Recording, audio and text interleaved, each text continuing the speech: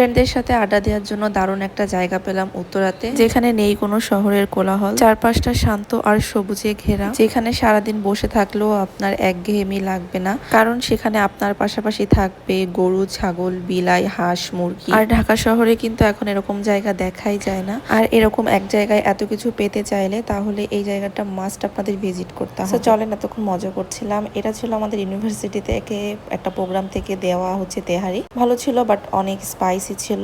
যাই হোক, এরপরে হচ্ছে এই যে সাপ স্টাইলের ব্যাঙ্গেলস পরে আছে। একজন আমাকে কমেন্টস করেছিল এটা নাকি দেখতে সাপের মতো। এনিওয়েজ, এটা নট স্নেক, এটা একজোড়া ব্যাঙ্গেল। এখানে একটু পর পর আবার গুড়ি গুড়ি বৃষ্টি হচ্ছিল, যেটাতে আরো বেশি এনজয় করেছি আমরা।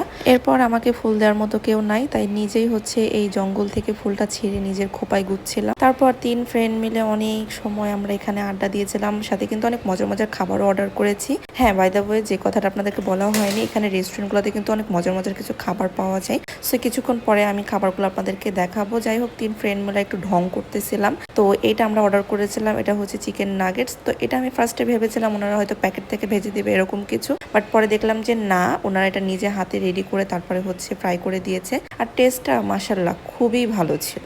যাই হোক, আমি খুবই মজা করে খাইছি এটা, আর আমি না, আমার ফ্রেন্ডরাও খাইছে। এরপরে হচ্ছে এই উইংস অর্ডার করেছিলাম, আর এটাও খুব মজা করে ওনারা বানাইছিল। ওরকম একটা জায়গায় এত মজার মজার খাবার পাবো ভাবতেই পারি। চাটা একদমই ভালো ছিল না, পচা একটা চা ছিল। যাই হোক, ওনাদেরকে বলে এসেছি মজার চা বানাতে। সো এখন আমরা চা খাই। আর আপনারা এখানে কবে যাচ্ছেন অবশ্যই কিন্তু আমাকে কমেন্টস করে জানাবেন।